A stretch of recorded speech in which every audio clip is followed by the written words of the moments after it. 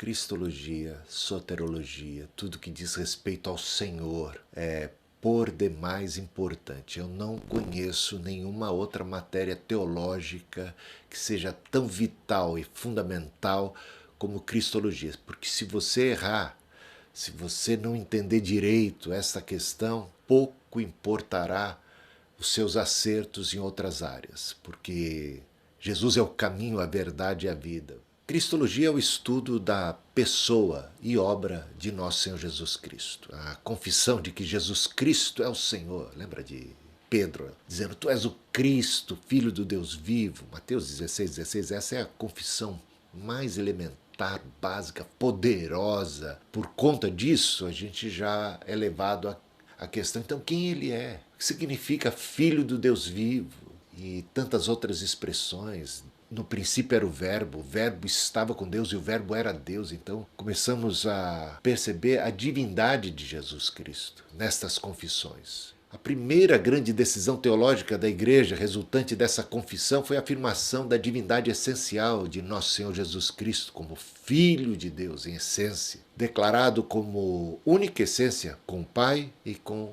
o Espírito Santo. Bom, aí começam a surgir algumas questões importantes. Como é que pode, né, uma mesma pessoa ser ao mesmo tempo Deus e homem? Como é que o infinito se torna finito? Aquele que é eterno torna-se temporal? Aquele que é Deus pode tornar-se homem? Como é que isso é possível? Essas foram questões importantes levantadas naquele período e vamos ver que há muita controvérsia e que também há muita heresia a esse respeito. Para responder essa questão, a igreja abraçou a doutrina da encarnação. Tá? A declaração da doutrina chegou apenas depois de muita controvérsia. No decorrer do debate, a igreja rejeitou todos os esforços, por um lado, para preservar a divindade do Filho à custa da sua humanidade. Foi, olha, temos que defender a divindade de Jesus a todo custo e, com isso, acabaram comprometendo a humanidade de Jesus e outros, por sua vez, querendo defender a humanidade de Jesus, acabaram sacrificando a sua divindade. Então, esse mistério da encarnação não era devidamente compreendido por muitos. Então, houve muitos embates nesse sentido e as heresias não foram poucas, heresias quanto à natureza de Cristo. Então hoje, nessa nossa primeira aula, trataremos deste aspecto que é a natureza de nosso Senhor Jesus Cristo, quem ele é. Tá? Então temos o docetismo do grego dokel, que significa parecer. Era uma corrente gnóstica que via o mundo material como totalmente mal. Então, eles não entendiam como é que Cristo divino, ser perfeito, poderia encarnar-se, poderia se tornar gente, matéria, corpo. E eles entendiam que isso seria inviável, impossível, porque comprometeria a pessoa de nosso Senhor Jesus Cristo. Tornaria ele mal, porque ele partilharia da essência do mal que está na matéria, segundo a perspectiva gnóstica. O apóstolo João combate essa heresia de muitas formas. Primeiro, veja lá como é que ele inicia o Evangelho de João. No princípio era o verbo estava com Deus, o verbo era Deus, todas as coisas foram feitas por ele, o verbo se fez carne, habitou entre nós, e vimos a sua glória como a glória do unigênito do Pai, o verbo, este que era Deus, que estava com Deus no princípio, que é o Criador de todas as coisas, ele se fez carne. Segundo João 7, por exemplo, ele diz assim: muitos enganadores têm saído pelo mundo fora, os quais não confessam Jesus Cristo vindo em carne. Assim é o enganador e o anticristo. Ele diz isso também na sua primeira epístola, que aquele que nega que Jesus Cristo tenha vindo em carne, esse manifesta o espírito do anticristo. Tá? Então, aí a gente vê um combate direto a essa doutrina docetista, esse conceito de que Jesus, a manifestação, a vinda de Cristo em forma humana não se deu de fato, era apenas uma aparência. Então daí vem o docetismo, era uma aparência. Ele aparentemente estava em forma humana, mas não estava de fato. É uma aparição, não é de fato um corpo.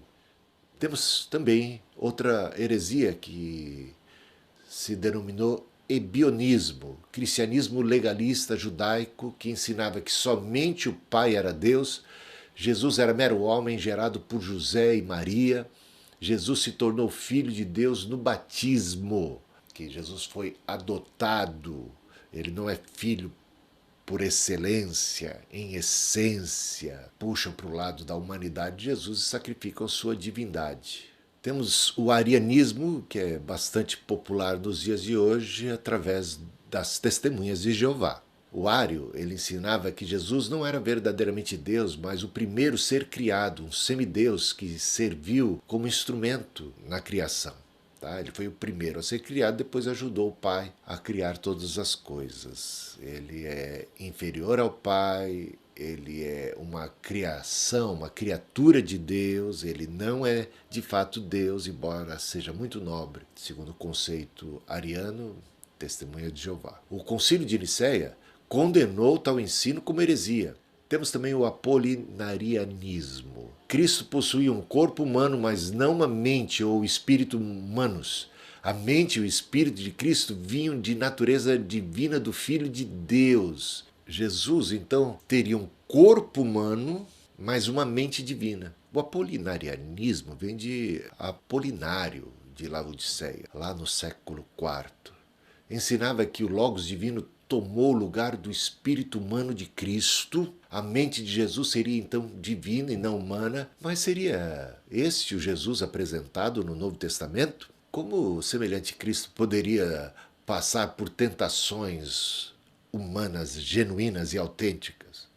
Ele estaria se valendo de toda uma mente divina, então ele não estaria realmente encarando as coisas da perspectiva humana, as tentações. Ele estaria como que blindado em relação às tentações. Fosse esse o caso. Que o espírito de Jesus era humano se vê no momento de sua morte, quando ele clamou: Pai, nas tuas mãos entrego o meu espírito. E o autor de Hebreus, capítulo 2, versículo 17, diz o seguinte: convinha que em tudo Jesus fosse semelhante a nós para se tornar um misericordioso, compassivo subsacerdote. Ele em tudo foi tentado à nossa semelhança, mas sem pecado. Mas experimentou como homem todas as dificuldades. E o Concílio de Constantinopla, em 381 d.C., refutou tal heresia. Temos outra heresia, que é o monarquianismo, que defende a existência de um só monarca contra a divindade de Jesus.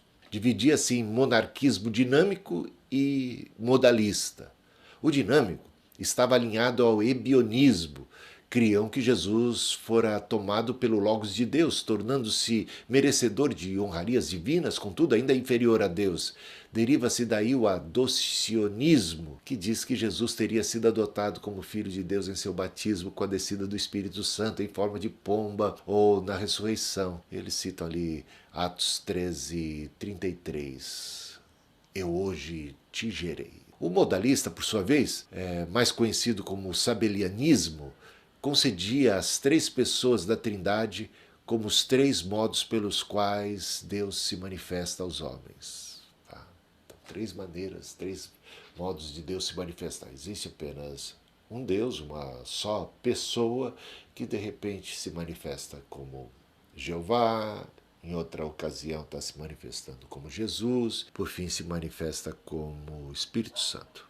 Então, três modos, Deus se apresentando, mesma pessoa se apresentando em três modos diferentes. E temos outra heresia, que é o nestorianismo, ensinava a existência separada de duas pessoas em Cristo, uma humana e uma divina. Bom, duas pessoas em Jesus Cristo, isso é meio esquizofrênico, né? Meio estranho. Ainda sobre o nestorianismo, dizia que a divindade habitava no Jesus humano de modo semelhante ao que o Espírito Santo habita no crente, mantendo distância entre as naturezas humana e divinas de Jesus. O que as mantinha ligadas era um elo moral no caráter de Jesus Cristo. Essas heresias todas foram rejeitadas pela Igreja, graças a Deus. A Igreja também rejeitou todas as tentativas de resolver o problema da divindade e da humanidade do Salvador, sugerindo que ele era tanto uma pessoa divina como uma pessoa humana, no nestorianismo, ou ao contrário, que a unidade de sua pessoa implicava uma fusão do divino e humano em uma natureza monofisismo. Então vamos entender um pouco melhor o que significa monofisismo, ou eutiquianismo. A natureza humana de Cristo teria sido absorvida pela divina, de modo que ambas foram mudadas de alguma forma, resultando numa terceira natureza. Ou seja, há uma fusão entre a natureza humana com a natureza divina, formando uma nova natureza. O eutiquianismo, ou monofisismo, ensinava que o corpo de Jesus não era idêntico ao nosso, fora especialmente criado para a missão que veio cumprir. Na encarnação, Jesus seria uma pessoa como uma só natureza, uma humanidade deificada, diferente de qualquer outra humanidade. Este ensino foi examinado pelo Concílio de Calcedônia em 451, no ano 451, sem demora reconheceram que a natureza humana de Cristo estava em jogo, contrariando tantos textos bíblicos como, por exemplo, Hebreus 2, 14 a 17, que Jesus foi como nós, em tudo tentado à nossa semelhança, mas sem pecado e tal. A cristologia de Calcedônia tem se mantido no cristianismo como um baluarte da ortodoxia desde então. Agora vamos à definição ortodoxa, que é que, como cristãos, cremos a respeito da natureza de Cristo. As duas naturezas de Jesus permanecem distintas e conservam suas propriedades, todavia estão inseparavelmente unidas em uma só pessoa. O Concílio de Calcedônia fez a seguinte confissão: um só e mesmo Filho, nosso Senhor Jesus Cristo, o mesmo perfeito em divindade e perfeito em humanidade, o mesmo verdadeiramente Deus e verdadeiramente homem, composto de uma alma racional e de um corpo consubstancial ao Pai, segundo a divindade, consubstancial a nós, segundo a humanidade, semelhante a nós em tudo, com exceção do pecado, Hebreus 4:15, gerado do Pai antes de todos os séculos, segundo a divindade, e nesses últimos dias para nós e para nossa salvação, nascido da Virgem Maria, Mãe de Deus, segundo a humanidade, um só e mesmo Cristo, Senhor, Filho único que devemos reconhecer em duas naturezas, sem confusão, sem mudança, sem divisão, sem separação. A diferença das naturezas não é de modo algum suprimida pela sua união, mas antes, as propriedades de cada uma são salvaguardadas e reunidas em uma só pessoa e uma só hipóstase. A união hipostática das duas naturezas em uma só pessoa, sem confusão, sem conversão, sem separação e sem divisão. Da palavra grega pessoa, a união hipostática é a união das duas naturezas, divina e humana, em uma só pessoa. Sua morte dependia de sua plena humanidade para ser ele o substituto legal, legítimo dos seres humanos, e também de sua divindade para que esse sacrifício fosse suficiente para toda a humanidade. Se Jesus fosse meramente homem, adorá-lo seria incorrer em idolatria, certo? E por conta desta união do divino com o humano, o Redentor é uma só pessoa e não duas. Deus, homem. Dizer que Jesus Cristo tem uma natureza divina é afirmar que ele possui todos os atributos divinos. Em suma, ele é o próprio Deus. O mesmo vale para a afirmação de que ele tem uma natureza humana. Cristo não é Deus que aparece como se fosse um homem, mas ele tornou-se, de fato, um ser humano. Ele não deixou de ser Deus quando se tornou um homem. Ele não trocou a divindade pela humanidade. Em vez disso, ele assumiu a humanidade, de modo que ele agora é ao mesmo tempo divino e humano. Ele é o Deus homem, o mediador entre Deus e o homem é uma pessoa que tem uma natureza divina e também uma natureza humana. O Verbo se fez carne, João 1,14. Jesus é uma pessoa divina com uma natureza humana. Antes que Abraão existisse, ele disse, eu sou. O Filho eterno de Deus tornou-se este homem, Jesus Cristo. O Filho de Deus não assumiu a pessoa de um homem para a sua própria natureza, mas a natureza de um homem para a sua própria pessoa. Por isso, ele pode falar como um sujeito consciente da história e como um sujeito consciente que transcende a história. Isto em uma mesma frase, como aqui vemos em João capítulo 17. versículos 4 e 5. Eu te glorifiquei na terra, e agora glorifica-me, ó Pai, contigo mesmo, com a glória que eu tinha junto de ti antes que houvesse mundo. Aqui a mesma pessoa, Jesus, fala como um eu que fez certas coisas no mundo e como uma pessoa que existia antes que houvesse mundo. Um eu que compartilha da glória de Deus, a quem ele chama de Pai desde a eternidade passada.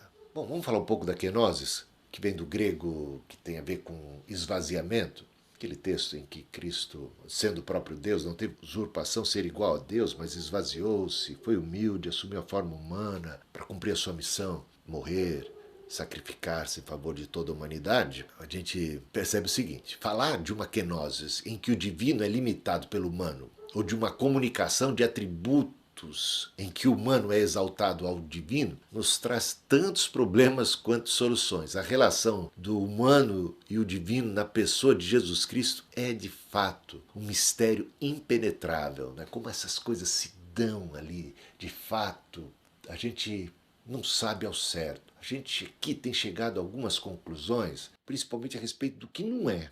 Não é algo que comprometa a natureza humana de Jesus Cristo. Ele foi verdadeiramente Deus e nem pode ser algo que comprometa a sua natureza divina.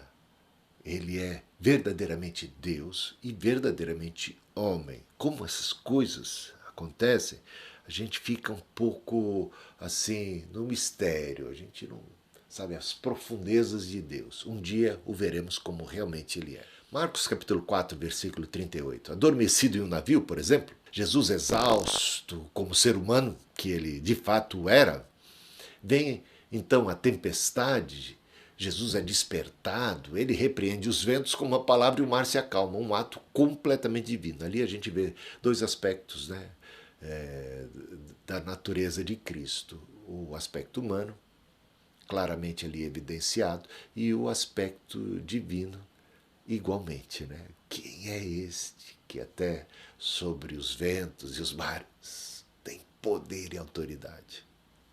Interessante observar. Marcos capítulo 11, versículos 12 até 21, temos o seguinte relato. Saindo ele da vila de Betânia, Jesus, como todo ser humano, teve fome. Mas quando ele não encontra figos em uma árvore ali, por perto, uma figueira, ele a amaldiçoa e ela fica completamente seca, revelando assim o nosso Senhor Jesus Cristo, seu poder divino. Sua humanidade quando manifesta ter fome. Seu poder divino quando amaldiçoa a videira e ela realmente se seca. Marcos capítulo 6, ali na multiplicação dos pães, veja só, Jesus pergunta a seus discípulos a quantidade de comida disponível. Quantos pães vocês têm aí? Ele revela, assim, ignorância que é típica dos seres humanos. Quando ele é informado, ele toma então 5 pães e os 2 peixinhos, dá graças e há aquela multiplicação fantástica. E ele alimenta toda aquela multidão gigantesca. Jesus confessa ignorar a hora em que o Filho do Homem virá. Veja lá Marcos capítulo 13, versículo 32. Mas ao mesmo tempo ele sabe o que falta nos corações daqueles que professam acreditar nele. João capítulo 2, versículos 24 e 25. Depois do grande milagre da transformação de água em vinho, as pessoas estavam assim admiradas com Jesus e Jesus bem sabia o que estava ali no coração delas. E além das aparências, seria impossível mostrar por que ou como Jesus poderia ser ignorante em um caso e tão bem informado em outro. Como é que a gente pode explicar isso? Como se dá essa questão? Por que em determinado momento Jesus manifesta ignorância? Em outro momento ele manifesta onisciência. Como é que você conseguiria explicar isto? Então, isso foge ao nosso entendimento, à nossa plena compreensão.